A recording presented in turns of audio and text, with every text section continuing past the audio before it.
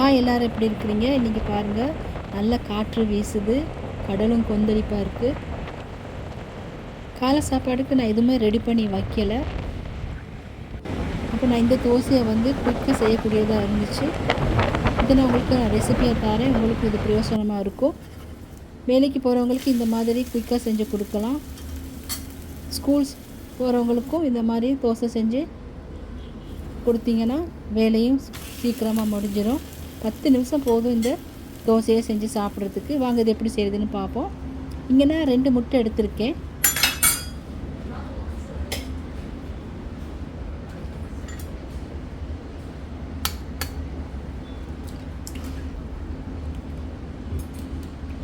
இதுக்கு நான் ஆட்டா மாவு தான் சேர்க்க போகிறேன்.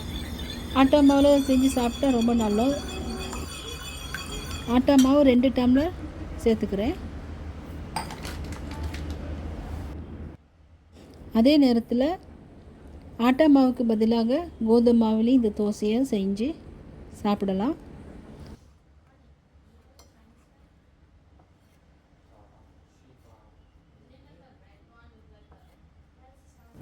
ரெண்டு டம்ளர் மாவுக்கு 1.5 டம்ளர் தண்ணி தேவைப்பட்டுச்சு.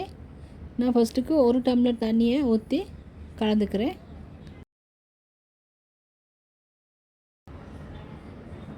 இந்த மாதிரி நல்லா கலந்து தோசை பதத்துக்கு கலந்துக்கிறணும். மிக்ஸ் பண்ணுற நேரம் நல்லா கட்டியெல்லாம் உடைஞ்சி நல்லா கலந்துக்கிறணும். இந்த தோசையை அவ்வளோ நேரம் போகாது, உடனே செஞ்சு சாப்பிடலாம். இதுக்கு ஒரு பருப்பு கறி, இல்லாட்டி ஒரு தேங்காய் சம்பல், இல்லாட்டி கிழங்கு பிரட்டல், ஏதாவது உங்களுக்கு மீன் கறியோ சிக்கன் கறியோ ஏதாவது செஞ்சு சாப்பிட்டுக்கிறலாம். அது உங்களோட விருப்பம்.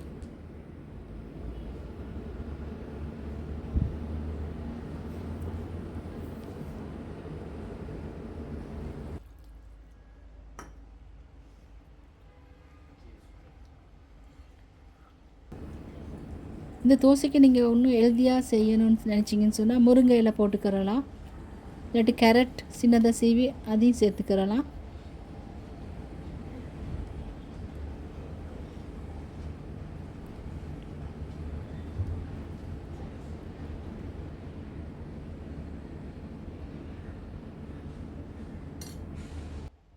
இந்த தோசை செய்கிறதுக்கு வீட்டில் இருக்கிற பொருட்களை வச்சு ஈஸியாக செஞ்சுக்கிறலாம்.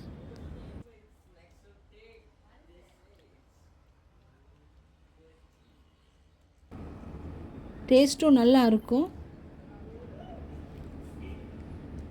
இந்த சேனலில் பாருங்கள், நிறைய காலை உணவு இரவு உணவுலாம் நிறைய போட்டிருக்கிறேன். உங்களுக்கு நிறைய தோசை வகைகள் இருக்குது, புட்டு வகைகள் இருக்குது.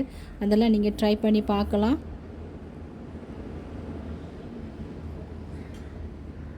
இப்போ நான் தோசை பதத்துக்கு நல்லா தண்ணி சேர்த்து கரைச்சிக்கிட்டேன். மிச்சம் தண்ணியும் இல்லாமல் கட்டியும் இல்லாமல் தோசை பதத்தில் செஞ்சுக்கிறணும். இதுக்கு நான் கொஞ்சம் தாளித்து கொட்ட போகிறேன். நல்லெண்ணெய் சேர்த்துருக்கேன்.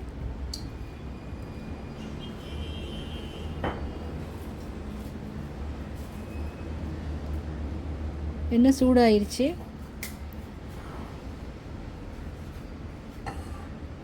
நான் தாளிக்கிறதுக்கு எல்லாம் ரெடி பண்ணிக்கிட்டு இருக்கேன்.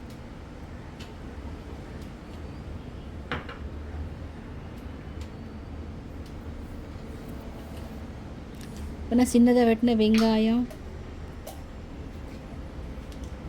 பூண்டு,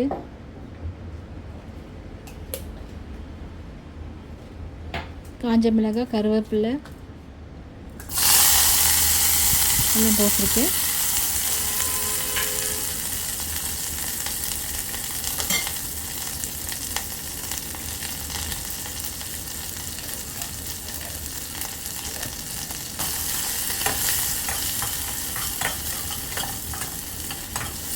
இது லஞ்ச் பாக்ஸுக்கும் கொடுத்து அனுப்பலாம். இதுக்கு 1 டீஸ்பூன் மிளகாய்த்தூள், ஒரு 1/2 டீஸ்பூன் மஞ்சள் தூள் சேர்த்துக்கிறேன்.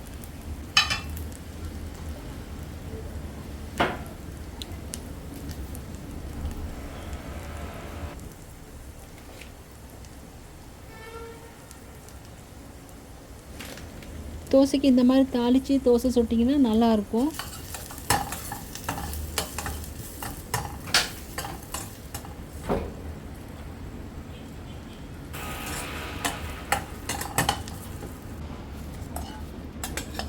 இப்போ நான் தோசை மாவோட இதை கலந்துக்கிறேன்.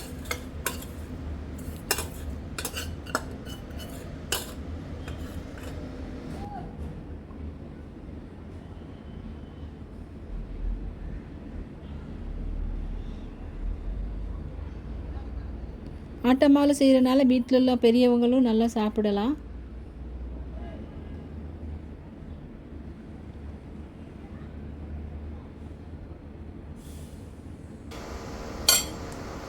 முட்டையும் சேர்த்துருக்கனால நல்ல ப்ரோட்டீனும் இருக்குது தோசையில்.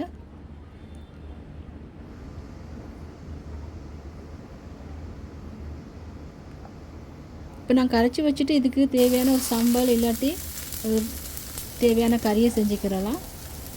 இப்போ தோசைக்கல் சூடாயிருச்சு. கொஞ்சம் தண்ணி தெளிச்சுட்டு தோசை சுட போகிறேன்.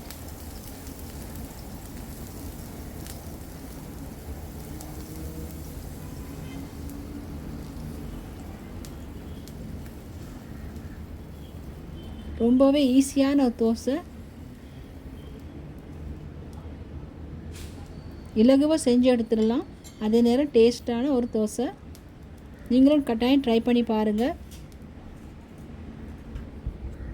ரொம்பவே கிச்சனில் இருந்து கஷ்டப்படுறதை விட இந்த மாதிரி நீங்கள் சிம்பிளாக செஞ்சு நல்லா சந்தோஷமாக சாப்பிடலாம். இதுக்கு மேலே நான் கொஞ்சம் நல்லெண்ணெய் போடுறேன்.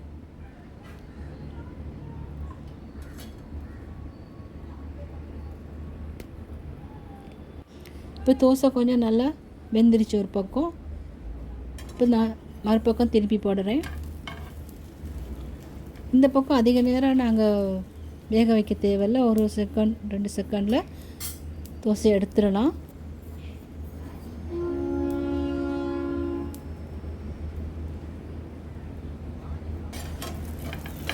தோசை சாப்பிட்றதுக்கு நான் ஒரு சாம்பார் செஞ்சுருக்கேன், காய்கறியெல்லாம் போட்டு.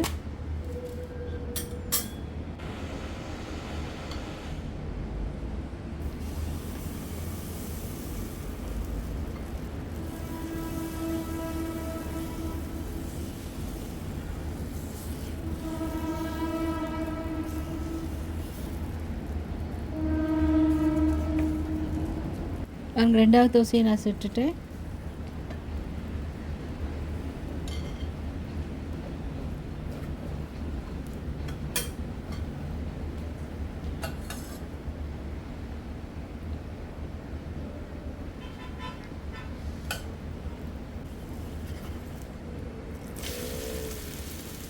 அங்கே தோசை வந்து ஒட்டவே இல்லை பேனில். இந்த சின்னவங்க கூட செஞ்சு சாப்பிடலாம். இந்த ரெசிபி உங்களுக்கு பிடிச்சிருக்கும்னு நினைக்கிறேன். பிடிச்சிருந்தால் லைக் பண்ணுங்கள்.